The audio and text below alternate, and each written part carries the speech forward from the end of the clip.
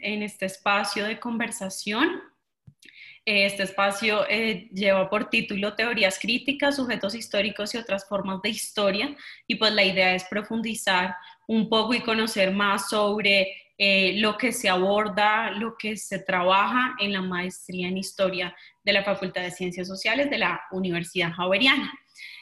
Nos acompañan el profesor Rafael Antonio Díaz. Él es doctor en Historia de México y América Latina del Colegio de México y también es magíster en Estudios Africanos del Colegio de México y es profesor de la maestría en Historia. Y nos acompaña también muy amablemente la profesora Amada Carolina Pérez. Ella es doctora en Historia del Colegio de México, también actualmente es directora del doctorado en Ciencias Sociales y Humanas y es profesora de la maestría en Historia. Bueno, hola Amada y Rafael, no sé si quieren agregar algo más de sus perfiles. No, está muy bien. Muchas gracias, Gaby. Muchas gracias por la invitación y pues un gusto estar aquí con Rafael. Pues sí, muchas gracias por la invitación. Yo creo que estos son ejercicios muy importantes, sobre todo entre dos colegas y la posibilidad de la recepción, digamos, de estas discusiones con un público amplio. Y también porque un tema de esta naturaleza es, digo yo, políticamente necesario, en muchos sentidos que ahora los vamos a conversar. Gracias. Gracias, Rafael y Amada. Bueno, pues quisiera que iniciáramos por una pregunta pues, que nos dé un poco de contexto sobre lo que vamos a tratar. Entonces, pues quisiera preguntarle, voy a iniciar por Amada y luego pasamos a que participe también Rafael con esta pregunta, y es, ¿qué son las teorías críticas y cuál es la importancia de abordarlas en su complejidad y en su diversidad? Bueno, muchas gracias, Gaby, por la pregunta. Yo creo que, como decía Rafa, este es uno de los temas pues, más importantes, sobre todo por su pertinencia no solamente teórica, sino también su pertinencia política. Vemos que hay un amplio conjunto de teorías críticas en lo que a historia se refiere, y ese amplio conjunto pues, va desde todas las teorías que tienen que ver con la crítica al sistema económico capitalista, que podríamos ubicar en el marxismo, que podríamos ubicar luego en toda la teoría crítica, por ejemplo, de la escuela de Frankfurt, en el anarquismo, pero también una serie de teorías críticas que han surgido justamente desde la experiencia de los estudios de la subalternidad, de los estudios postcoloniales, de las nuevas formas de pensar el pasado digamos que tiene que ver con todo el proceso, ya Rafael lo va a explicar mucho mejor, de decolonización de África, pero también con todos los procesos decoloniales, no solamente en África, sino en los diferentes continentes, y con toda una reflexión que implica un cuestionamiento profundo a la modernidad occidental entendida como una modernidad singular y a la necesidad de pensar una multiplicidad de modernidades que tienen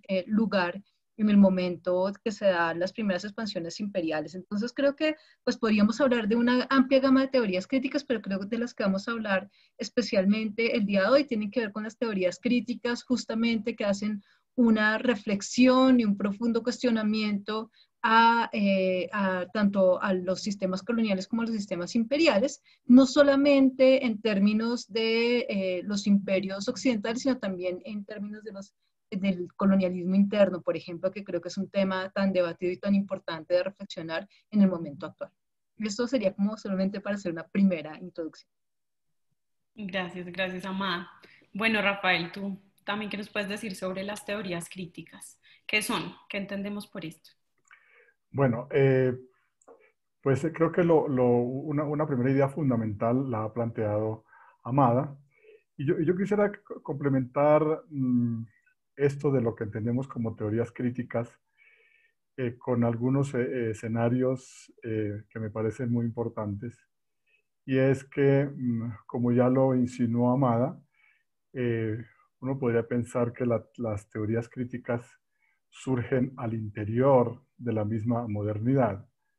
No sé si aquí se perfilan discursos, teorías que se confrontan en la modernidad, algo así como modernidades hegemónicas y modernidades disidentes en el marco mismo del agotamiento y de la crisis moral de Occidente y de la modernidad.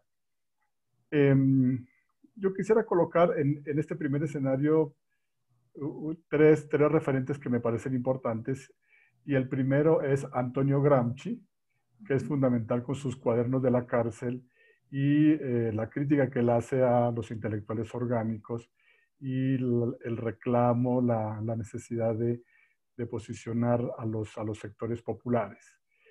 Un segundo referente para mí importante y que lo he estado trabajando en estos últimos tiempos es Walter Benjamin, una crítica fundamental al fascismo europeo, y en sus tesis sobre la historia, la idea de que ese paradigma central de la modernidad, que es el progreso, él lo concibe como una hecatombe. Entonces, ese es otro referente para mí importante. Y el tercero es indudablemente Hannah Arendt, que sobre todo contribuyó en su momento a avanzar en una teoría crítica sobre la raza y sobre el racismo como un elemento, como una retórica, como un dispositivo fundamental de lo que mencionaba Amada, de los imperialismos y de los sistemas de hegemonía colonial, porque para Hannah Arendt fundamentalmente la raza y las retóricas racistas no son el comienzo de la humanidad, sino son el fin de la humanidad. Eso me parece que es muy importante. El otro escenario que yo quiero señalar rápidamente dentro de una genealogía de las teorías críticas es la experiencia con la dinámica de la esclavitud y con la experiencia colonial viva, en carne viva, que fue vivida, no sé, por ejemplo, me gustaría referir a un Frantz Fanon, y hay dos obras fundamentales en las teorías críticas que son Los condenados de la tierra y Pieles negras y máscaras blancas. Esta experiencia que han tenido intelectuales de distinto orden, experiencias con la esclavitud y con el colonialismo, configuraron posicionamientos críticos muy, muy importantes, que yo creo que está contenido en muchos sentidos en ese texto fundamental de Aimé Césaire, que es el discurso sobre el colonialismo. Y finalmente hay un escenario que a mí siempre me ha llamado mucho la atención, y es la teoría crítica importante que surge desde cierta intelectualidad portuguesa, sobre todo con Boaventura de Sousa Santos, en la medida en que Portugal viene siendo, digamos, como lo analiza Boaventura en varios de sus textos, periférico respecto, no sé, de Inglaterra, Francia. Entonces, bueno, varios conocemos las estructuraciones teóricas de Boaventura, y yo mismo he tenido la experiencia en congresos, en foros, con intelectuales europeos, de mencionarles a Boaventura e inmediatamente sentir en ellos una reacción y una desubicación, ¿sí? Y yo creo que aquí, y con eso termino esta primera parte, aquí hay todo un dilema, si se quiere, ético, con sectores importantes de la intelectualidad europea, norteamericana y latinoamericana frente a las teorías críticas. Rafael, para seguir profundizando en esto que señalas, de tantas teorías e ideas hegemónicas que lo que hacen principalmente es desconocer el dominio colonial, la inequidad, las injusticias sociales, a muchos actores también sociales. ¿Cómo se podría generar una ruptura con esas teorías que llevan, digamos que, bastante tiempo gestándose? María Gabriela, también esa es una pregunta muy importante. El cómo se procede con una especie de ruptura epistémica y de ruptura ontológica, pues es una es una cuestión y es un ejercicio notablemente complejo, notablemente incluso riesgoso, porque uno plantea estas rupturas y las reacciones de los colegas cercanos o lejanos, en fin, son muy problemáticas y muy complejas. No sé, quisiera decir, por ejemplo, desde mi experiencia y desde mi práctica como africanista, eh, recordar que con alguna, eh, con alguna asiduidad, con alguna, eh, como con cierta frecuencia en la enseñanza sobre la historia de África, yo comienzo en la primera sesión diciéndole a los estudiantes que el concepto moderno, judio-cristiano, escatológico, teleológico de la historia, en muchos sentidos no funciona en África. No funciona en África. O sea, es muy complicado hablar de historia de África para África, ¿sí? No quiere decir que eventualmente no funcione en otras lógicas, pero cuando uno observa, no sé, una comunidad como los Khoisan en el desierto de Namibia, los cuales hoy en día siguen produciendo el fuego a través de la fricción, ¿sí? Como se hacía hace varios miles y miles de años, pues allí el concepto de la historia no funciona, no funciona el concepto de la prehistoria, no funciona el concepto de la cronología, de la sincronía. Y ese es el otro tema en el cual la profesora Amada creo que tiene muchísima experiencia, y es que en muchas comunidades africanas, pero también en muchas comunidades asiáticas, hindúes, latinoamericanas, la escritura no funciona tampoco como memoria. La memoria tiene otra lógica. Entonces, eh, aquí es como una bisagra. Para uno como intelectual tiene que posicionarse en una bisagra y cómo ir girando, ir reconociendo en dónde la noción de historia es importante, es funcional en toda su complejidad y en toda su dimensión, y cómo en otros escenarios el concepto de historia no funciona. Las divisiones clásicas de la prehistoria, la historia antigua, la historia medieval, etcétera, en muchos sentidos no tiene ninguna razón de ser en el continente africano. Entonces yo creo que aquí hay un ejercicio pendular de eh, de cómo invalidar conceptos de la modernidad en determinados contextos y regímenes y cómo validarlos en otros. Entonces, eh, lo otro, y con esto cierro para que Amada lo opine sobre esta pregunta. Lo otro es que creo que nos urge reconocer los especies de oxímoron de la modernidad. Es importante reconocerlo, es saber que el humanismo occidental, por ejemplo, ya hablo desde una perspectiva africana, el humanismo occidental es un humanismo deshumanizador. Eh, la razón positiva de la modernidad es el saqueo. Entonces, el saqueo legal se convirtió en ese oxímoron donde múltiples comunidades fueron expropiadas de sus tierras y miles de seres humanos, como en el caso africano, fueron esclavizados. Entonces, aquí tenemos este problema de cómo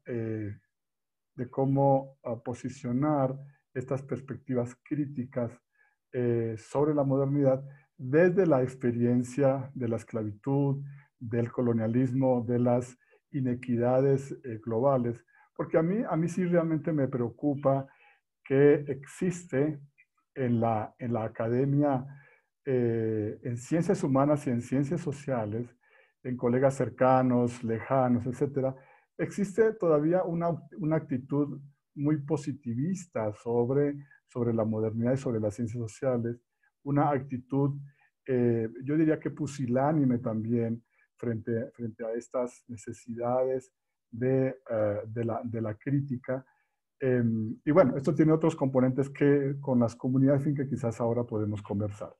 Por ahora diría eso y le doy la palabra a Amada. Amada, para darte también pues la palabra, yo quisiera que con esta misma pregunta, pero abordemos contigo otro tópico y es, Rafael nos habla del contexto de posibilidades y dificultades que hay a la hora de querer establecer unas rupturas. Tú como investigadora y como profesora y bueno, también como en diversos ámbitos, ¿cómo se puede plantear en lo práctico rupturas con el uso del lenguaje, con la forma en que uno se relaciona como investigador? ¿Cómo generar rupturas en lo práctico?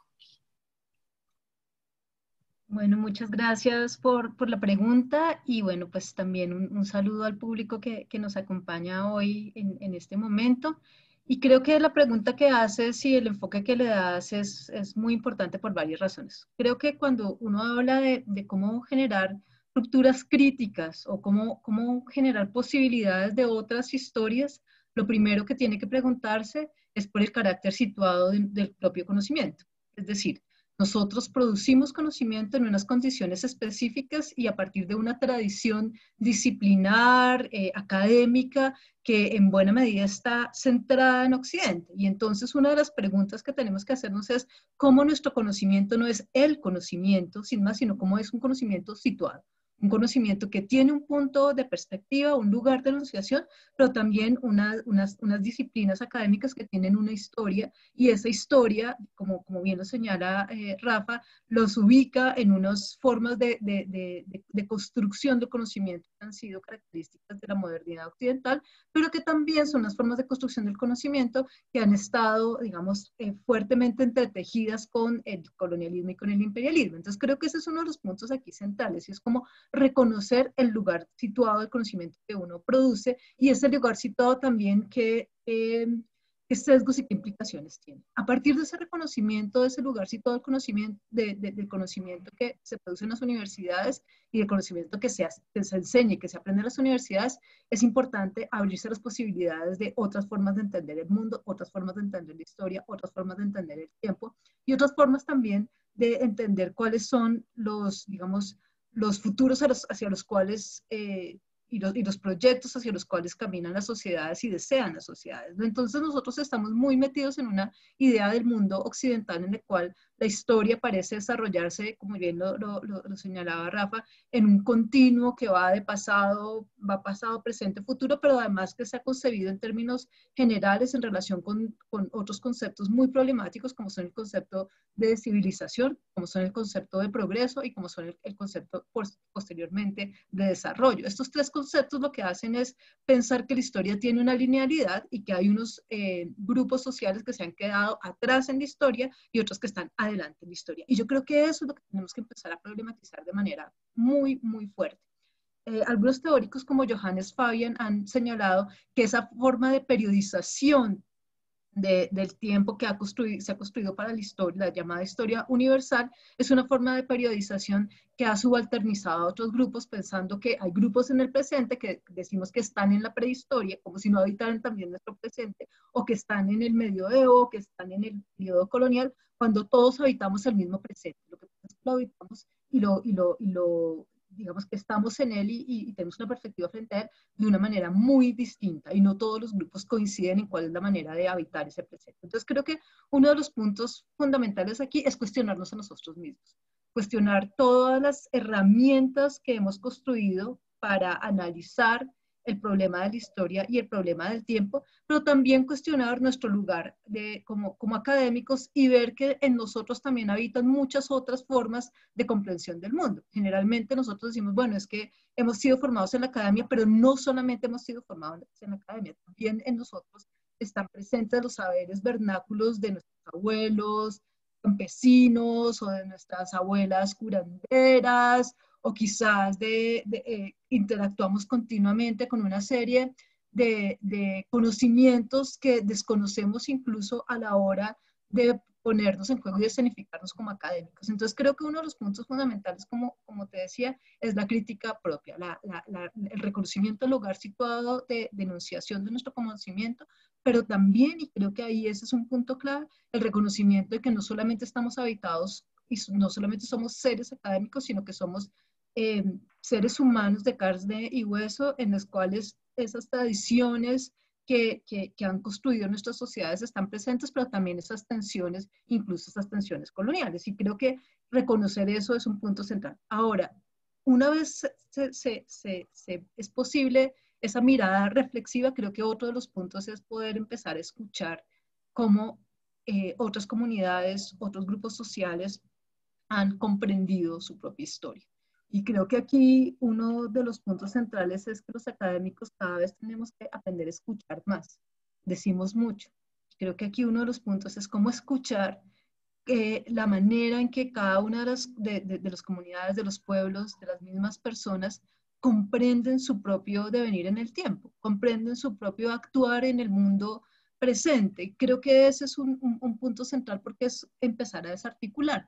Pero desarticular no simplemente se hace en el vacío. Yo aquí también quisiera retomar a uno de los autores que Rafa señala, y es Boaventura de Sousa, porque uno de los puntos aquí fundamentales es poder actuar en términos de una justicia cognitiva, es decir, reconocer que este lugar situado a producción del conocimiento es reconocer que la academia ha subalternizado otros saberes, ha subalternizado otras formas de conocimiento del pasado, y en ese sentido, poder escuchar y poder tener atención a al reconocimiento de esas formas de comprensión del pasado, nos implica cuestionarnos nuestra propia manera de comprensión del pasado. Yo creo que ese es uno de los puntos en los que tendríamos que trabajar.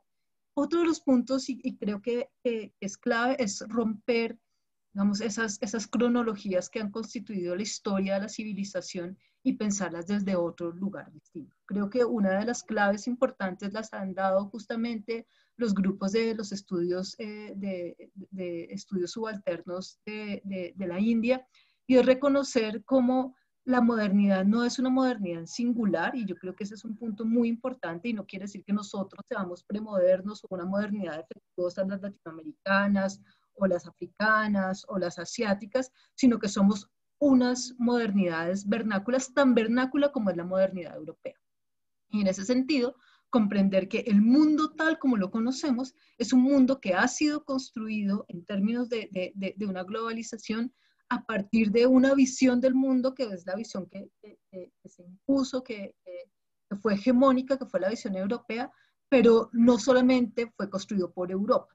Y este es un punto aquí muy, muy importante. Es decir, en el momento en que las sociedades entraron a la modernidad, entraron de manera conjunta. Es decir, es tan moderno el desarrollo industrial inglés como sus efectos profundos de esclavitud, por ejemplo, en el Congo y en la Amazonía en relación con la producción del caucho. Esas dos cosas son la modernidad.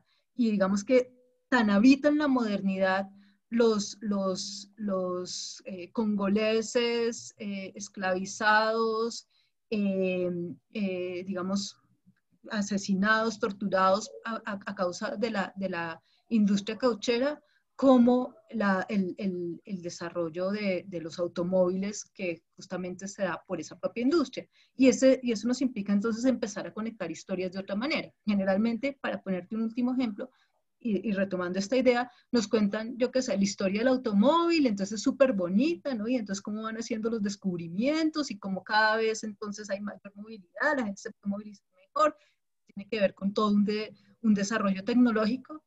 Y lo que no nos cuentan es el revés de esa historia, que es lo que implica o lo que implicó la producción del caucho, por ejemplo, en la Amazonía, una gran masacre en la Amazonía colombiana, en la Amazonía peruana, pero también en diferentes regiones en África, que fue la que hizo posible ese desarrollo del automóvil, ¿no? Entonces parece que nos contaran solamente un lado de la historia y que el otro lado estuviera totalmente desvinculado y no logramos entretejer las dos cosas. Y creo que uno de los trabajos justamente para poder aplicar, para poder construir una perspectiva crítica de la historia, es poder entretejer, es poder tener una mirada que nos permita ver los diferentes aristas que tienen los procesos históricos y no solamente la manera como han sido generalmente contados o relatados, y no solamente que han sido contados y relatados desde la escritura de la historia, sino desde todo digamos, todos los productos relacionados con las representaciones de la historia que van desde los libros hasta las producciones de cine o la publicidad. Entonces, digamos que en ese sentido, nuestro ojo crítico debe ir a cada una de esas representaciones. Gracias, Amada. Sí, bueno, yo quiero seguir con algo que tú mencionaste y son los sujetos que han sido subalternizados, porque no es que sean subalternos, sino que han sido subalternizados. ¿Qué lugar tienen en las teorías críticas y si podemos mencionar esos sujetos? Amada. Muchas gracias. Sí, efectivamente creo que ese es uno de los puntos aquí fundamentales y que marca una ruptura, por ejemplo, con las teorías críticas que se plantean desde un marxismo más vulgar, y es poder reconocer el papel de los diferentes sujetos subalternizados en la construcción de su propia historia. Es decir, que las resistencias a los modelos hegemónicos propuestos por Occidente no solamente se constituyen a partir, por ejemplo, de la creación del proletariado, sino que son mucho anteriores y que no son, digamos que en ese sentido hay una ruptura, no son rebeldes primitivos, sino son actores políticos en toda su cualidad. Y creo que ahí es uno de los puntos centrales. Por ejemplo, Guja en la India ha resaltado como todo el lugar de los movimientos campesinos en un proceso de resistencia continua y sistemática frente al imperialismo inglés. O podríamos ver también todos los estudios que se han hecho en América Latina de cómo los indígenas lograron sacar partido o lograron abrir brechas de posibilidad, espacios de libertad en medio de un sistema que los constreñía a partir de toda una agencia propia, por ejemplo, como escribanos, creando sus propios archivos, oponiéndose a las leyes coloniales o buscando salidas, y luego lo mismo frente a los actores republicanos. Entonces, claro, hay una serie de actores que pareciera que estuvieran por fuera de la historia, ¿no? Entonces parece que los campesinos están por fuera de la historia, parece que los grupos esclavizados están por fuera de la historia, simplemente son actores pasivos, parece que los grupos o los pueblos indígenas están por fuera de la historia y no que son actores de su propia historia. Y ese es un tema muy fuerte con el cual tenemos que digamos, que lidiar en la medida en que, como bien lo sabe Rafael, y él puede ampliar esto de manera más clara, digamos que hemos dicho que la liberación de los esclavos en Colombia se dio en 1851 como si fuera una dádiva dada por el gobierno a los esclavos en su magnificencia, y no como si fuera resultado de todas las luchas de los esclavizados durante mucho tiempo por conseguir su libertad, luchas que se desarrollaron durante todo el periodo colonial y que finalmente logran una apertura en un sistema como el sistema republicano. O, por ejemplo, pensar que los indígenas simplemente fueron sometidos por la Iglesia Católica una y otra vez, y digamos que incluso se han utilizado conceptos muy fuertes como fueron aculturados o llevaron procesos de aculturación, cuando lo que ocurre es que digamos que sus historias y sus formas de ver el mundo se mantuvieron constantemente en resistencia y en oposición, y lograron encontrar espacios para desarrollar sus propios proyectos y sus propias formas de vida, su autonomía, y tan es así que saberes ancestrales, yo que sé, como el conocimiento de las plantas sagradas o como todo lo que tiene que ver, por ejemplo, con los procesos de curación, se mantienen a pesar de la fuerte imposición por parte, por ejemplo, de los saberes occidentales que tienen que ver con la medicina, ¿no? Entonces, creo que uno de los puntos allí es ese, es como reconocer que por más opresor que sea un poder, los seres humanos no son pasivos frente a ellos, sino que encuentran maneras distintas de resistir. Y creo que lo que tenemos que aprender a contar también es esas formas de resistencia continua que hace que en medio de procesos muy complejos de esclavización, procesos muy complejos de subalternización, se mantengan estas sociedades y puedan incluso transformarse a lo largo del tiempo, apostando a sus propias digamos, a sus propios procesos de lo que llamaríamos ahora autodeterminación. Y esto estamos hablando no solamente de grupos en general, de los pueblos indígenas, de los pueblos esclavizados, sino también en algunos casos estas subalternizaciones tienen que ver no solamente con el tema de clase, con el tema de raza, sino también, por ejemplo, con el tema de género. Y entonces también ese es uno de los temas centrales que yo creo que aquí aparece de manera muy, muy fuerte, y es que no se trata solamente de hacer como la historia de las mujeres que han triunfado, sino más bien de comprender el lugar que han tenido las mujeres en la sociedad y cómo a partir de allí han tenido procesos de resistencia, de agencia y de cuestionamiento conjunto, continuo, por ejemplo, a los sistemas patriarcales, ¿no? Entonces creo que allí ese es un punto muy, muy importante, poder comprender que la historia por ejemplo, de las mujeres en medio de un sistema patriarcal no es una historia de silencio, sino todo lo contrario, es una historia continua de resistencia, de propuesta, de transformación, y que lo vamos a ir viendo a lo largo de diferentes procesos. Entonces creo que ese es un punto a entender, y tú lo señalas muy bien, Gaby, como no se trata de sujetos subalternos, sino más bien que han sido subalternizados. Pero han sido subalternizados e incluso en esos procesos de subalternización han tenido una agencia propia, una resistencia continua que les ha permitido, digamos, mantener espacios y perspectivas de libertad, incluso en escenarios pues absolutamente adversos, como por ejemplo el escenario de la esclavitud, o como por ejemplo el escenario de la conquista, de la llamada conquista del desierto en Argentina frente a los grupos indígenas a final del siglo XIX. Creo que esos son algunos ejemplos que nos empiezan a mostrar la necesidad imperiosa de poder comprender esas historias, y a partir de comprender esas historias también poder comprender diferentes modelos de agencia para resistirse al poder. Bueno, Rafael, yo te pondría la misma pregunta porque sé que también tienes mucho por abordar al respecto, y es ¿qué lugar ocupan esos sujetos que han sido subalternizados? Eh, Gracias, María Gabriela. Hay una dimensión en la posible comentario o respuesta a tu pregunta, y que creo que complementa muy bien lo que ha dicho Amada. Y es un escenario muy difícil, es un escenario muy complicado. Y es que en el proceso de la subalternización, los procesos de dominio, ¿sí? También trabajaron subalternos, también trabajaron élites, gobernantes en América Latina, en África, ¿sí? Entonces, yo quiero dejar planteada esa cuestión, ¿sí? En el caso de África, este es un fenómeno muy complejo, pero en el caso de África, la esclavización no a lo largo de muchos años, de varios siglos, y que terminó esclavizando a varios millones de africanos, no hubiera sido posible sin la complicidad, sin la anuencia de élites y de gobernantes africanos, ¿sí?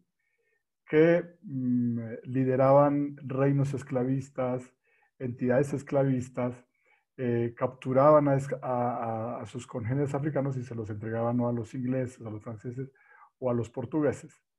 Entonces, en el dominio colonial en África, yo he planteado la tesis, y así lo desarrollo en mi clase de Historia de África, de que la colonización europea en África no se dio necesariamente, aunque eso influye, pero no se dio necesariamente por un estatus, digamos, de superioridad tecnológica, militar de los europeos.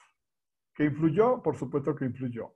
Pero creo que fue decisivo lo que yo denomino, o lo que algunos hemos denominado como la constitución de pactos de dominación entre africanos y europeos.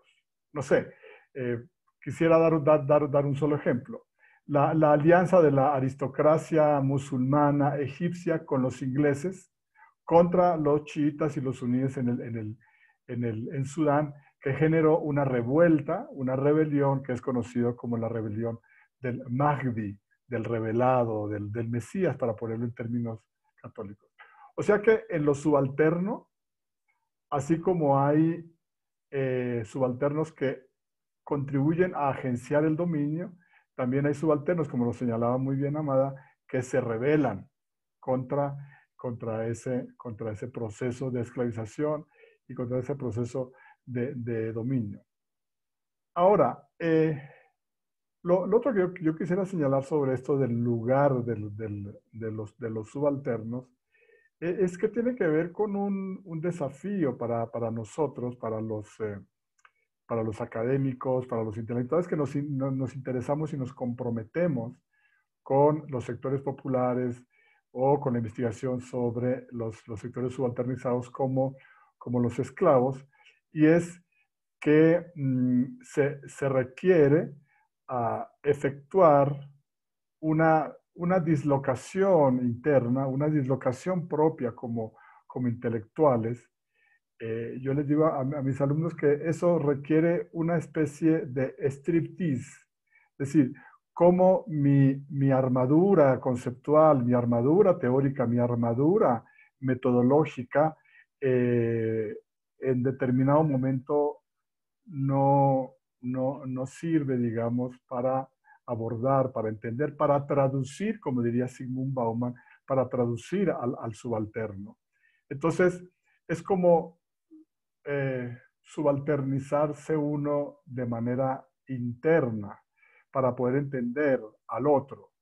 Eso es bien complicado y eso es bien difícil, y creo que este lugar del subalterno en las teorías críticas y en estos procesos está implicando María Gabriela, y creo que en esto tiene mucha más experiencia que yo, Amada, está implicando una nueva dimensión ética de la investigación y una nueva dimensión ética, una nueva responsabilidad de los académicos en su relación con las comunidades, que llamamos subalternas, pero digamos que con las comunidades rurales, campesinas, con las comunidades de víctimas, etcétera. Y esto lo digo porque mi experiencia con Palenque, con el San Basilio de Palenque desde el año de 1989, me dejó muy claro que la comunidad debería representar para mí un sujeto colectivo de diálogo y no un sujeto colectivo de indagación, no un sujeto de estudio. Y entonces se generaron unas relaciones horizontales de colaboración entre la comunidad y un equipo de la Universidad Javeriana que fue a Palenque hace muchos años, y nosotros íbamos con el compromiso ético de que todo lo que se produjera, ese acompañamiento de los procesos educativos en San Basilio, no iban a ser apropiados por el equipo interdisciplinario, sino que iban a quedar para la comunidad, para sus archivos, para sus procesos colectivos y para sus procesos comunitarios, y nosotros no extrajimos absolutamente nada de Palenque, y eso se quedó allá. Porque yo creo que lo que está sucediendo, aunque quizás, y en eso Amada lo sabe mejor que yo, quizás cada vez menos, ¿sí? Es que somos conscientes que no podemos seguir haciendo una especie de piratería académica con las comunidades. Las comunidades están en unos procesos muy importantes que nosotros acompañamos, pero que deben ser apropiadas directamente por ellas y desde ellas. Ahora, lo otro que es importante en esto, del lugar del que llamamos subalterno o de estos sujetos populares, es que nosotros tenemos que aprender a traducirlos, a comprenderlos, a entenderlos, a dialogar, ese diálogo entre productores de conocimiento y productores de saber. Cuando hablo de esto siempre me acuerdo de la experiencia que tuvimos en el doctorado en Ciencias Sociales y Humanas, que en este momento dirige Amada, y fue el seminario de encuentro de saberes, cuando entonces era director del doctorado el padre Gerardo Remolina. Durante todo un semestre, y de esto Juan Daniel Gómez puede dar fe muy bien, durante todo un semestre dialogamos académicos y sabedores y sabedoras tratando de traducirnos recíprocamente, ¿sí? Entrando en una serie de terapias, de estrategias teóricas, de conversaciones, etcétera, en donde, por ejemplo, allí quedó la idea. Este proyecto del encuentro de saberes viene de un antropólogo brasileño, que en este momento se me escapa el nombre. Carvalho, José Murillo de Sí, Carvalho. claro. José Jorge de Carvalho, que también ha trabajado como Aventura de Sousa Santos. Y es esta necesidad de crear proyectos colectivos, conjuntos, con la idea de estructurar nuevos humanismos, nuevos sujetos, ¿sí? Que no estén, digamos, si se quiere, manejados o manipulados por procesos institucionales. Entonces, ¿qué es lo que pasa aquí? Y con esto quiero terminar, y es que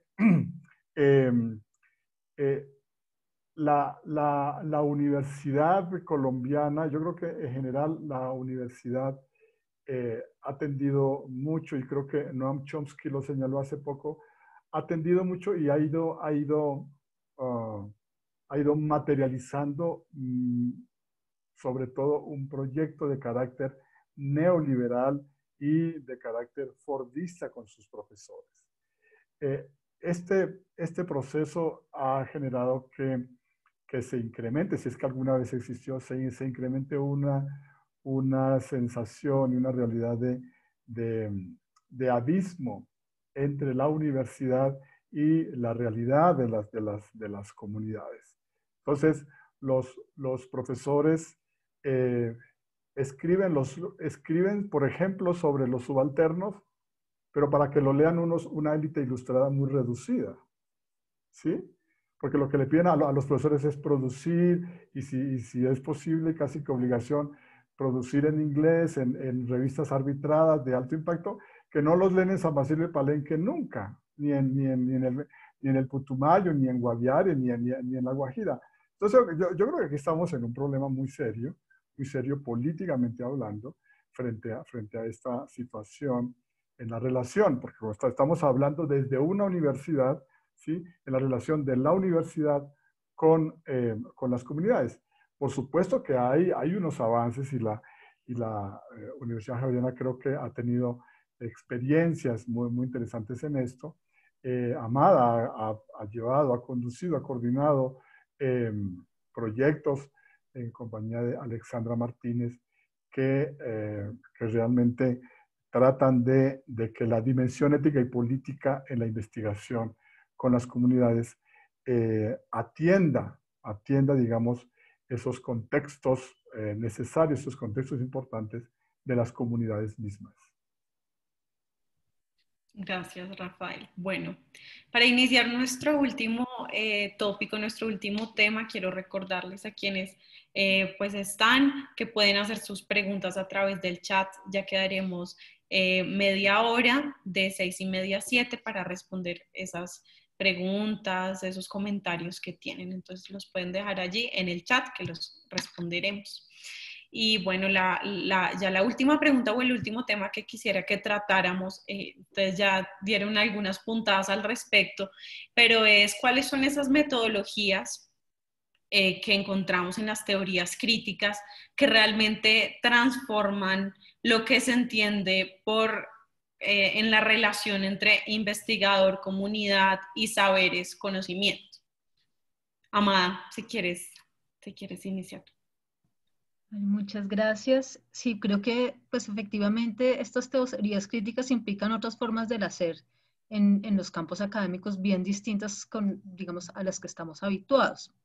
Y ya Rafa también lo señalaba muy bien, y es cómo poder pensar unas teorías críticas del conocimiento que permitan justamente esa interacción entre diferentes actores, ese diálogo de saberes, esa, digamos, como lo llama Boaventura de Sousa, esa ecología de saberes que nos permita o que apunte hacia otro humanismo. Y es un tema que creo que tenemos que tratar con mucha atención. En primer lugar, en el caso específico de la historia, creo que uno de los aspectos centrales es el proceso que tenemos que llevar a cabo de decolonización del archivo. Yo creo que ese es un punto central. No podemos olvidar que los archivos son productos de unas instituciones que generalmente han estado afiliadas al poder. Es decir, la mayoría de los documentos a los cuales tenemos acceso sobre el pasado en esos archivos son documentos que han sido producidos por el poder. Entonces, digamos que uno de los puntos principales aquí es tener una perspectiva crítica muy clara frente a esos documentos. Creo que hemos tenido muchas pistas para poder entender que los archivos implican lugares de enunciación, pero también un documento mismo implica unas formas de decir que son autorizadas para la sociedad de la época y que generalmente, como les decía anteriormente, están en relación al poder. Entonces, uno de los puntos aquí que tenemos que poner mucha atención es esa necesidad de colonizar el archivo. Pero esto no va solamente con la perspectiva crítica frente a cómo se han constituido esos archivos y cómo se han configurado los documentos que en ellos reposan, sino también sobre la manera como han circulado los documentos que están allí. Y te voy a poner el ejemplo de la investigación que desarrollamos justamente con Alexandra Martínez, de la que estaba hablando Rafa, y es, nosotros encontramos una gran cantidad de imágenes producidas sobre los indígenas del país entre 1880 y 1930 por viajeros, pero especialmente por misioneros. Un acervo de imágenes enorme que ubicamos en diferentes archivos del país. Estuvimos en varias ciudades haciendo un trabajo de archivo durante 2 años. Y este acervo de imágenes no era conocido por los grupos indígenas, es decir, eran imágenes que se les habían tomado a ellos, pero que no habían circulado dentro de esos territorios indígenas. Y ese es un punto muy importante, y es en dónde está la información y dónde circula esa información. Entonces fueron imágenes que tomaron los misioneros en el Valle del Sibundoy, en la Sierra Nevada de Santa Marta, en el Chocó, en el Amazonas, pero que no circularon al interior de las comunidades indígenas, sino que circularon afuera para, digamos, validar la perspectiva de los misioneros sobre su acción en los territorios indígenas y sobre las comunidades indígenas. Entonces, digamos que una perspectiva crítica nos permite, en primer lugar, comprender eso, comprender que los documentos no son neutrales, sino que han sido producidos por alguien y que generalmente esos documentos buscan legitimar un poder. Ese es uno de los puntos centrales que pues, lo han trabajado diferentes historiadores, entre ellos, pues digamos que la perspectiva de Michel de Certeau es bastante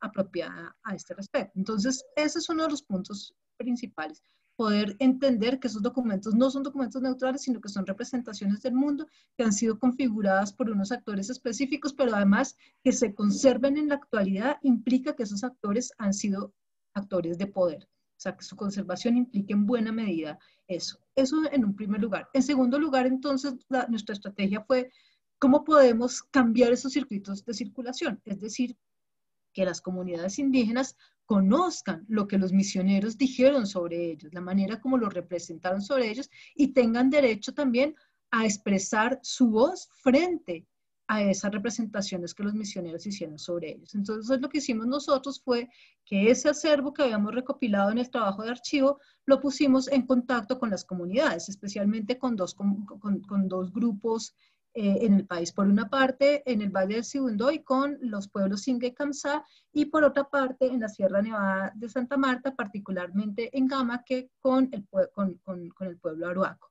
Y a partir de allí empezaron a emerger unas historias muy distintas sobre el proceso misional. Mientras que los misioneros mostraban ese proceso misional como exitoso, como un proceso que había logrado transformar a los indígenas se sentían muy incómodos con ese tipo de representaciones que tienen los misioneros. Y lo que nosotros hicimos es, en vez de mantener ese lugar sacral del archivo, que nadie lo toca, que nadie lo mira, que no lo puede coger siempre el historiador con guantes y mascarilla, lo que hicimos fue ponerlo en contacto con las comunidades y permitir que las personas de las comunidades en diferentes talleres intervinieran en ese archivo.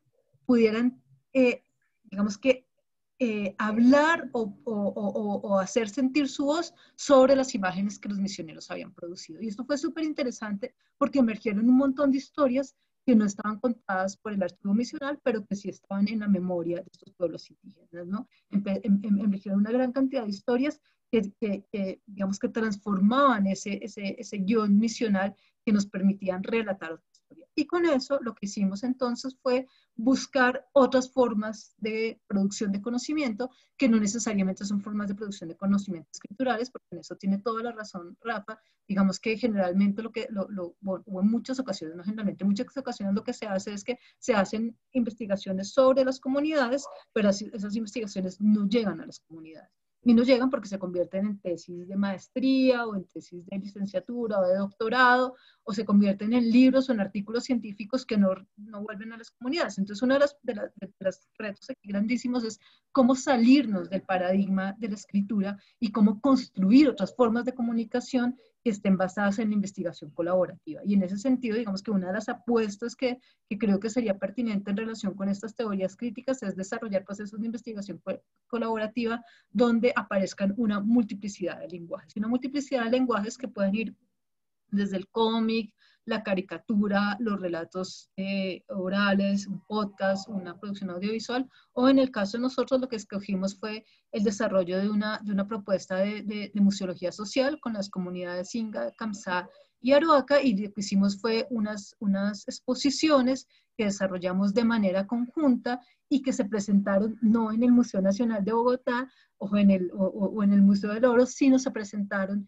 directamente en las comunidades. Estas exposiciones se presentaron en el Cabildo de San Francisco, en el Cabildo de San Andrés, en el Valle de Sibundoy y en la Escuela de Gama, que entonces fíjense que los circuitos de la investigación se transforman y lo que hacemos es una producción conjunta, colaborativa de exposiciones que le permite, digamos que nos permiten, por una parte, un diálogo intercultural, que es muy importante, comprendernos, comprender tecnologías que ellos tienen y tecnologías que nosotros tenemos y epistemologías y teorías para la aproximación al pasado, y ponerlas a circular y ponerlas en discusión en espacios que también son importantes para la comunidad. Entonces creo que eso es uno de los grandes retos. Uno de los grandes retos es cómo sacamos las producciones de historia de los marcos o de los muros de la academia y cómo empezamos a construir producciones históricas en colaboración con las comunidades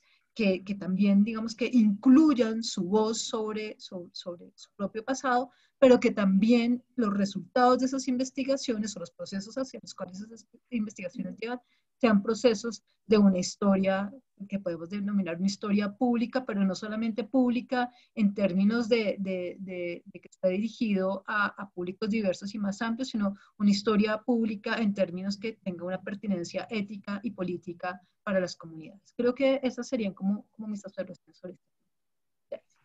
Gracias, Amada. Bueno, Rafael, pues dale tú las últimas puntadas a esta conversación. Yo te plantearía pues también con la pregunta que le hice a Amada sobre las metodologías, pero le daría otra movida, y es, ¿qué es entonces, teniendo en cuenta las teorías críticas, qué es entonces producir o hacer historia? O sea, ¿cómo podemos entender distinto lo que es producir o hacer historia? Muy bien, creo que eso me permite complementar a lo que ha dicho Amada sobre las metodologías otras. Lo primero es que hacer historia o romper, si se quiere, con una forma tradicional y canónica de hacer historia es poner a operar lo que podemos llamar unas hermenéuticas otras, unas interpretaciones de la escritura desde la experiencia de las comunidades y de los sujetos subalternos, colonizados o desde los sujetos colonizados. No sé, es como, por ejemplo, entender que en un proceso inquisitorial el demonio que fue usado contra el negro, la bruja Arará entendió que el demonio era un miedo y un temor del blanco y lo usó contra el blanco. no sé si me hago entender. Cómo utilizar la escritura del poder y romperla para encontrar allí posibles expresiones narrativas, ¿sí? Posibles representaciones y discursos de los sujetos subalternos, ¿sí? Entonces, convertir a la escritura del poder en una forma para entender a los subalternos. Lo otro que se requiere, digamos, para cambiar la dimensión de la historia y que complementa muy bien lo que acaba de señalar Amada respecto de ese proyecto de investigación con imágenes, es, y hemos tenido algunas experiencias en el Departamento de Historia de la Universidad Javeriana en los últimos 30 años, y es lo que llamamos la autogestión colectiva de la historia.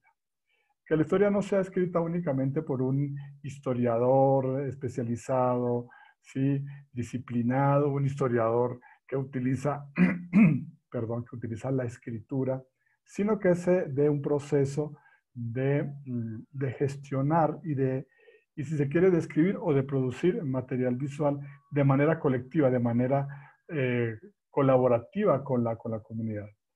Tuvimos experiencias de este tipo en San Basilio de Palenque, en Paipa, en Soacha, ¿sí? Y otros más recientes que ahorita no recuerdo muy bien. Entonces, creo que esta autogestión colectiva de la historia me parece importante como una forma de construir unas nuevas narrativas. Lo otro que es importante en tu pregunta, María Gabriela, y lo digo desde la experiencia africana, es la metodología de la etnociencia.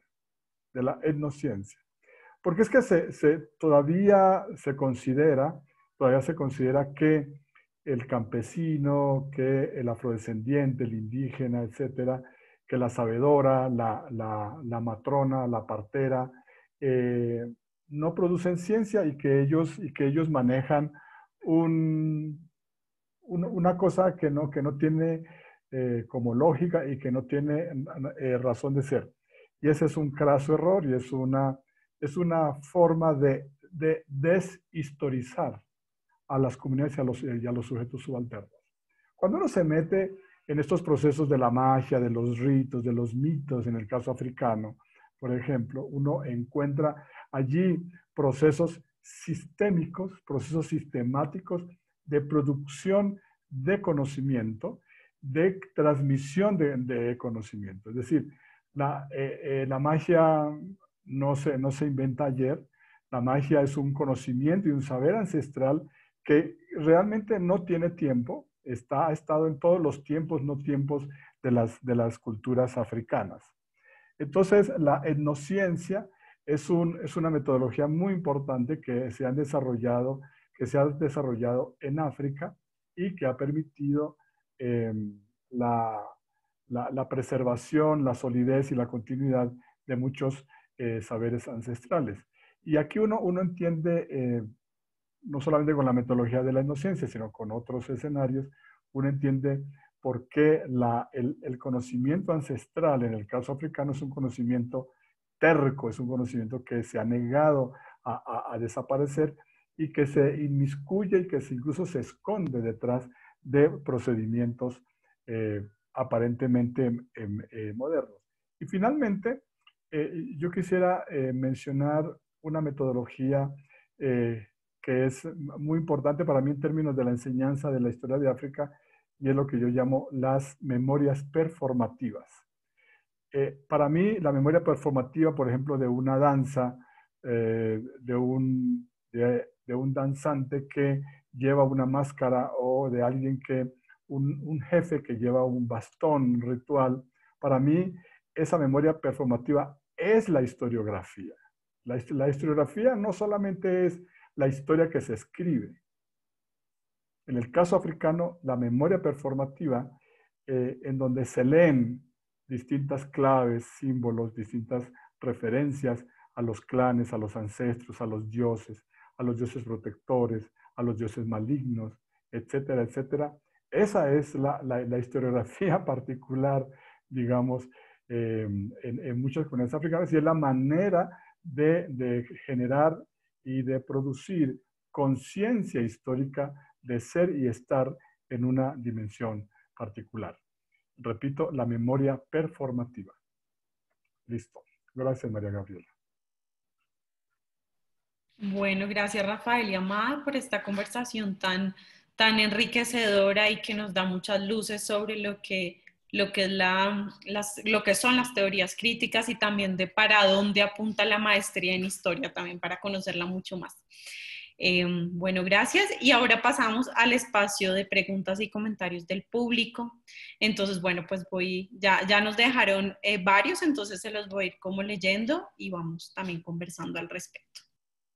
Bueno, Erika Paladines le deja pues un mensaje: Amada, buenas noches a todas. Amada, lo que decía sobre la necesidad de observar y analizar las luchas de las mujeres en la historia por el impacto que significan, más que por el acto en sí mismo, me hace reflexionar sobre la importancia de esta idea en la valoración del esfuerzo que han tenido y tienen que hacer las mujeres para ganar esos lugares en el mundo. Muchas gracias. Muchas gracias, Erika, por tu mensaje. Bueno, Sonia Laumbana nos hace la siguiente pregunta. Respecto a la investigación de Amada, ¿qué tipo de distancias se encontraron entre la memoria de las comunidades y las narraciones fotográficas? Bueno, pues muchas gracias por las dos preguntas en relación con, o los dos comentarios. En relación con la primera, creo que efectivamente, pues uno de los temas es reconocer los procesos de jerarquización que hay en una sociedad, y parte de ese reconocimiento pues pasa por la piel de cada uno y de cada una de nosotras, ¿no? Entonces, digamos que ese reconocimiento del lugar de las mujeres en la historia es un reconocimiento que también implica reconocer la jerarquización, y es cómo digamos, cómo han actuado frente a esa jerarquización y qué pistas nos dan justamente para que nosotros podamos lidiar en la cotidianidad con los sistemas, por ejemplo, relacionados con el patriarcado. Ese es un tema que creo que es muy, muy importante y que creo que es uno de los diálogos más interesantes que podemos establecer con las diferentes historias de estas mujeres, y es cómo lidiar con el patriarcado, cómo proponer alternativas y salidas frente a este sistema, pues que junto con el capitalismo y el colonialismo, digamos que han formado una triada que nos constituye poderosamente como sociedad, pero que ha sido una construcción histórica y que en tanto construcción histórica también podemos transformar, y bueno, digamos que implica una transformación cotidiana, y creo que ese es un punto. En relación con la segunda pregunta, bueno, creo que para nosotros fue absolutamente sorprendente todo lo que ocurrió con estas narrativas indígenas. Yo no sé si puedo compartir pantalla, Gaby. Sí, dale ahí en compartir pantalla y lo puedes hacer directamente. Listo, les voy a poner un ejemplo porque creo que es mejor poner el ejemplo que hablar yo. Entonces, este es uno de los ejemplos del trabajo que hicimos en Sibundoy. Esta fue una de las fotografías que encontramos nosotros en el archivo misional, y esta fotografía en particular se titulaba Solemne Inauguración del Camino Nacional de Pasto a Mocoa, y tenía los nombres de el excelentísimo señor general y gobernador de Pasto, acompañado por Fidel de Monclar, prefecto apostólico del Caquetá, inspector general del camino. Entonces era una fotografía donde claramente, digamos que lo que aparecía aquí en la fotografía que están ustedes viendo era una mención a la agencia o a la acción del misionero y de los misioneros y del gobernador, y donde los indígenas aparecían simplemente como público. Y entonces cuando nosotros presentamos esta imagen con este título y le decimos a la gente, bueno, ¿qué ven en esta imagen y qué le cambiarían? Empiezan a hacer un montón de preguntas. Bueno, ¿para quién era la vía? Esas son las autoridades y, por ejemplo, eso nos han enseñado que la otra persona es importante, pero el protagonista realmente es el pueblo. Entonces, fíjense cómo empiezan a interactuar con la imagen y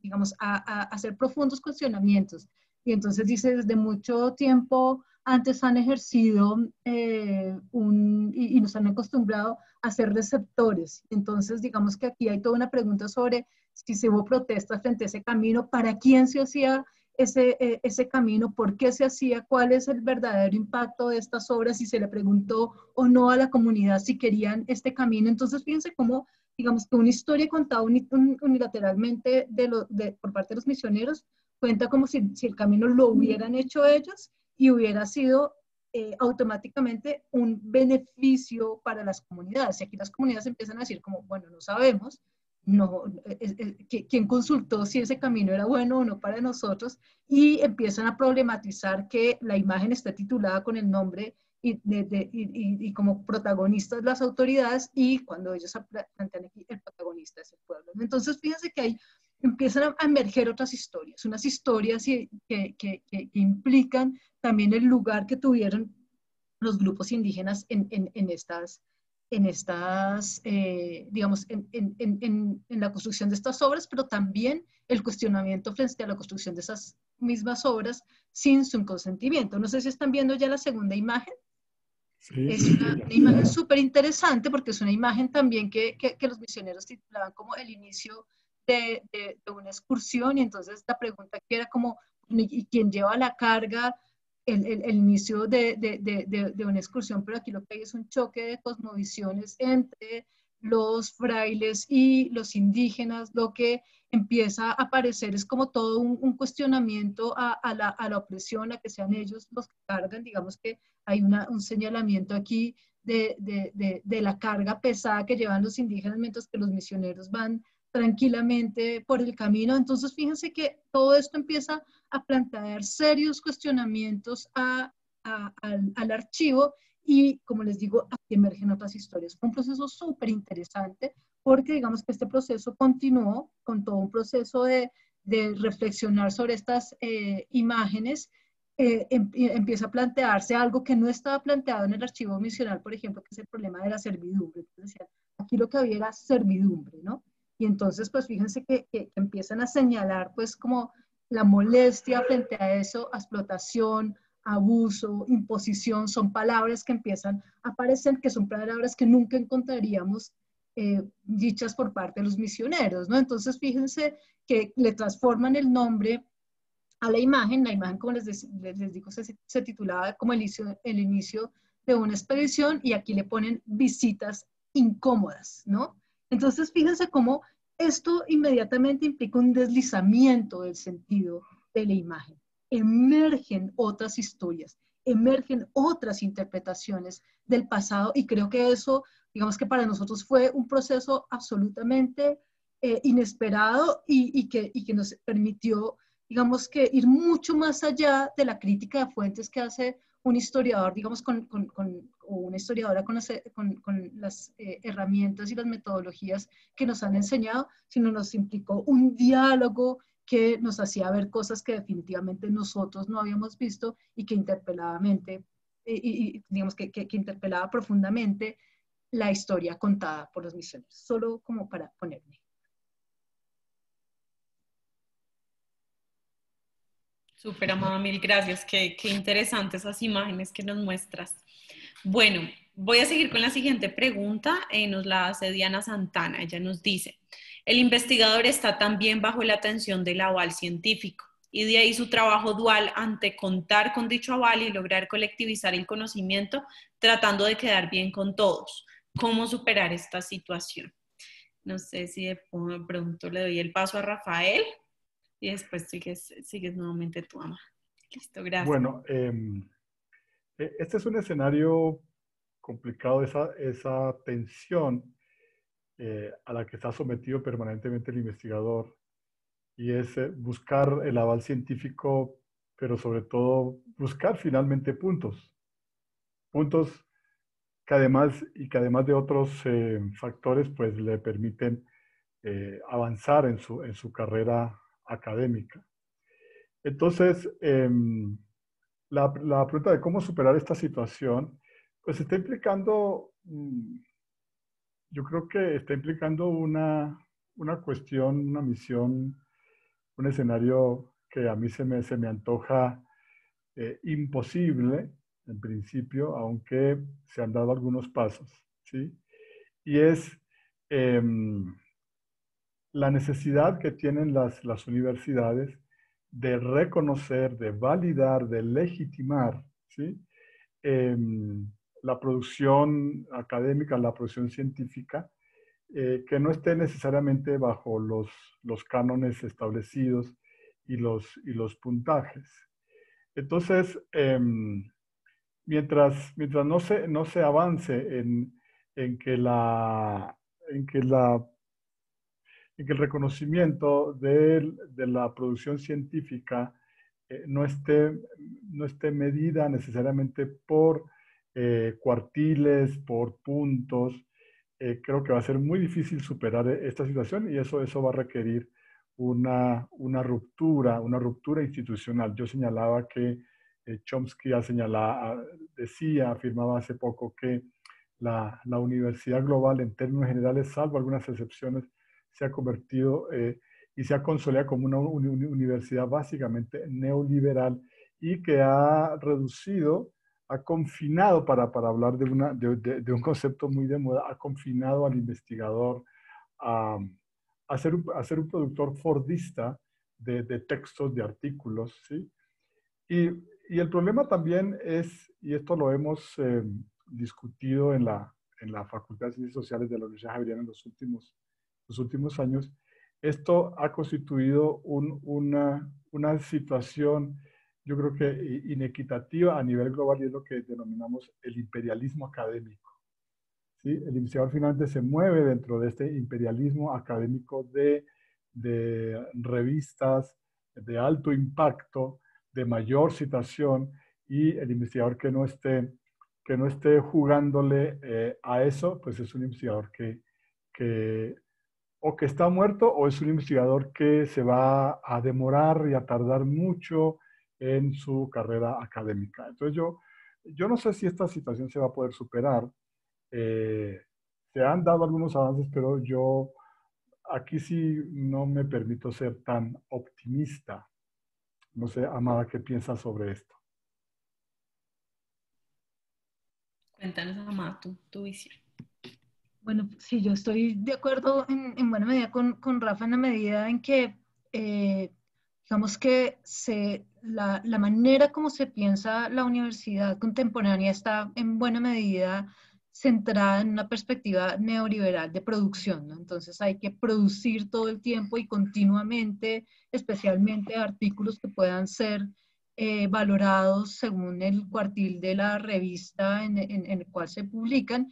Digamos que eso implica de entrada unas profundas diferencias porque digamos que esos cuartiles se definen por digamos, organismos, instituciones internacionales, privadas, que se lucran también del conocimiento, ¿no? Y que además tienen unos intereses económicos específicos. Entonces, digamos que eso plantea una complejidad muy grande. Y yo creo que en ese sentido es muy importante no solamente producir reflexiones sobre nuestras propias investigaciones, sino tener una reflexión continua, abierta y en diálogo con la sociedad sobre digamos, el para qué del conocimiento universitario. Y yo creo que esa es una pregunta que no podemos dejar de vista. Yo creo que es una pregunta que tenemos que hacernos continuamente. ¿Para qué producir conocimiento? ¿Para quiénes producir conocimiento? ¿En qué condiciones se produce ese conocimiento? Creo que es fundamental porque no podemos perder de vista esto y no podemos pensar que solamente producimos conocimiento para publicar en revistas indexadas, sino producimos conocimiento, diría yo, y especialmente en las ciencias sociales y en las humanidades, para una transformación social, ¿cierto? Para poder mirarnos en el espejo como sociedad y poder pensar en procesos de transformación que nos lleven hacia una sociedad más justa, que nos lleven hacia una sociedad en donde efectivamente, digamos que las inequidades sean menores, donde efectivamente, digamos, haya posibilidad de escucharnos desde las diferencias. Entonces, creo que si nosotros perdemos de vista esa pregunta de para qué el conocimiento, perdemos nuestro lugar como académicos. Pero no podemos olvidar también que estamos en el mundo real, en donde las exigencias son unas exigencias muy específicas por parte de la academia. Entonces creo que nosotros tenemos que mantenernos en esta reflexión continua, obligar o propiciar que las universidades, que los diferentes sectores académicos tengan una apertura frente a estos diálogos y frente a estos cuestionamientos, pero además creo que hay un punto central, y es si todas las universidades deberíamos hacer lo mismo. Es decir, si una universidad en Estados Unidos enfrentada a unos problemas específicos, o una universidad en Londres o en París o en alguna de las universidades en alguna ciudad alemana tiene que enfrentarse a los mismos problemas y a las mismas situaciones que se enfrenta una universidad latinoamericana, donde justamente, por ejemplo, reflexiones como las de la ecología de saber es una reflexión central, porque no estamos en sociedades uniformes, sino estamos en sociedades donde hay una multiplicidad de saberes que han sido subalternizados y que necesitamos entrar en diálogo con ellos. Entonces yo creo que efectivamente uno de los puntos es mantener el diálogo continuo y la reflexión abierta sobre estos temas, y la necesidad de preguntarnos continuamente cuál es el sentido de la producción de conocimiento en ciencias sociales y humanas, y a partir de allí, si entendemos ese sentido, deberemos saber que no solamente el sentido está en posicionarnos en una u otra revista o en una u otra ranking mundial, sino más allá de eso está en la posibilidad de dialogar con la sociedad de la cual hacemos parte y con los diferentes sectores de esta sociedad, y en ese sentido ampliar los lenguajes. Y bueno, creo que además, y esto es un tema muy grave, los investigadores, los y las investigadoras jóvenes lo tienen aún más difícil, porque nosotros finalmente, pues que ya estamos en la mitad de esta carrera académica, o en algún lugar pudimos llegar hasta aquí con unas condiciones académicas que no tienen los investigadores ni las investigadoras jóvenes, a los que están mucho más presionados justamente por estos rankings. Entonces creo que uno de los puntos aquí muy importantes es nuestra responsabilidad también como académicos en un lugar, digamos, de nuestra trayectoria, donde efectivamente podemos seguir impulsando estas transformaciones y estas preguntas y estos cuestionamientos, pero creo que en uno u otro caso no podemos abandonar la pregunta para nosotros mismos de para qué producimos conocimiento. Y ese es un tema aquí central, no solamente para ascender en la escala de la producción universitaria o en los rankings, sino pues me imagino yo, para responder preguntas sociales que nos apremian. Gracias, Amada. Y bueno, en esta misma línea nos hacen una pregunta muy interesante, Erika Paladines también, digo, Sonia Lombana, y es, ¿cómo pensar en esa autogestión colectiva de la historia sin incurrir en simplificaciones o idealizaciones de la realidad? Me parece una pregunta muy, muy interesante. Entonces, bueno, el que quiera responder, y ya con esta última pregunta, pues vamos finalizando. Bueno, Sonia, muchas gracias por tu pregunta. La he leído varias veces y yo te quiero decir con mucho cariño que la pregunta tiene tiene su problema y genera otras preguntas, ¿sí? Porque aquí el riesgo es pensar que el sujeto colectivo produce textos simples o idealizados que no lo haría el académico, el historiador con sus títulos y con su experiencia. O sea, la pregunta tiene su problema en ese sentido, y es de pronto está allí presente una subvaloración de lo colectivo.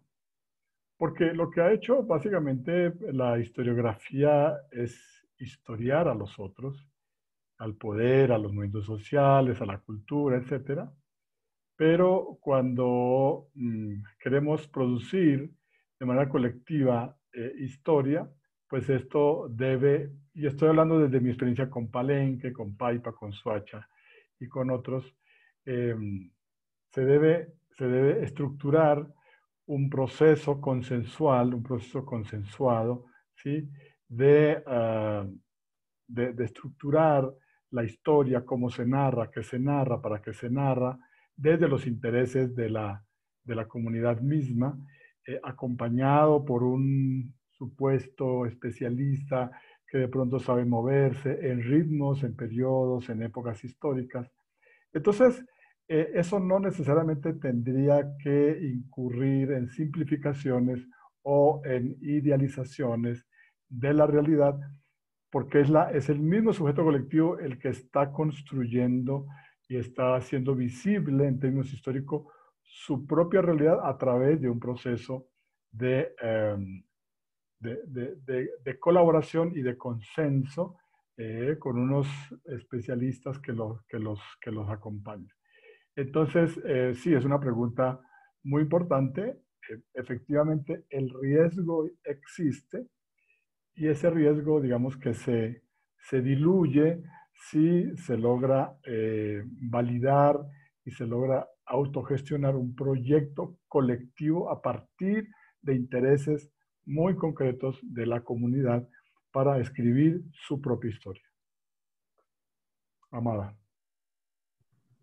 Vale, muchas gracias por la pregunta. Efectivamente, yo creo que uno de los, digamos, de los retos que tenemos es mantener esa perspectiva crítica frente a los procesos, ¿no? Y esa perspectiva crítica es una perspectiva que es necesaria tanto en el trabajo de archivo como en el trabajo de investigación colaborativa. Y creo que es una perspectiva crítica que, como les decía desde el principio, es sobre todo una perspectiva autocrítica, ¿no? Una perspectiva autocrítica por parte de los y las historiadoras de pensar cómo, digamos, son sus posicionamientos frente a los procesos de investigación, pero también una perspectiva que implica una crítica frente a los documentos que nos encontramos o las narraciones o, digamos, las imágenes o las producciones que estas comunidades desarrollan.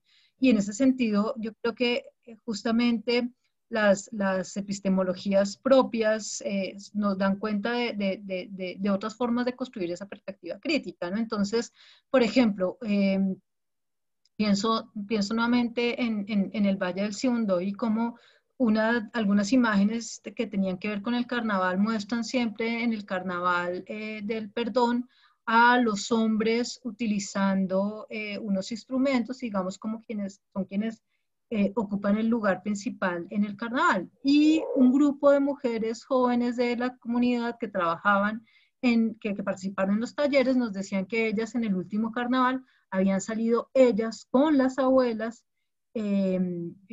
tocando estos instrumentos, señalando que ellas también podían hacerlo. Es decir, digamos que esas perspectivas críticas nos implican pensar que las comunidades también tienen sus propias formas de cuestionamientos internos y en ese sentido también aprender de esas formas de cuestionamiento, esas formas, digamos, simbólicas de cuestionamiento que son muy, muy importantes e interesantes. Entonces yo creo que efectivamente no caer en una idealización de parte de la academia implica justamente tener esa perspectiva crítica, pero también saber escuchar y saber entrar en diálogo con estas comunidades y comprender la manera como han construido una visión digamos, una actitud reflexiva frente a sus propios procesos, porque digamos que esa actitud reflexiva frente a los procesos también existe en las diferentes comunidades y es propiciada por diferentes actores pues, que en medio de esos procesos de transformación. Y creo que uno de los puntos allí centrales es saber que las comunidades no son comunidades estáticas, sino que están en continua transformación, en continua discusión, en continuo diálogo. Digamos que nosotros entramos a ser actores en medio de ese diálogo y esa transformación. Digamos, no venimos a revelar el agua tibia, sino más bien entramos a ser actores en diálogo que, digamos, que tenemos puntos de vista particulares, así como ellos también tienen puntos de vista. Digamos que entrar en diálogo nos permite justamente tener unas visiones justamente más complejas, menos lineales de estos procesos históricos que los problematizan, los cuestionan, pero también que nos abren la posibilidad de construir historias nuevas hacia el futuro. Bueno, Amada y Rafael, mil gracias por habernos acompañado en este espacio. María Gabriela. Rafael, ¿quieres mencionar algo más? No, algo muy rápido. a Sonia y a todos los que están presentes y para los que escuchen esta grabación. Sugiero para pensar esa pregunta importante que hace Sonia sobre la idealización y la simplificación en la autogestión colectiva de la historia, creo que usted ya la conocen, ese famosísimo video, testimonio, conferencia de la escritora nigeriana Chimamanda Ngozi Adichie que se llama El peligro de una sola historia. Entonces, mírenla porque esa tiene una relación directa con una manera de comentar o de responder esta pregunta que hace Sonia. Gracias, María Gabriela.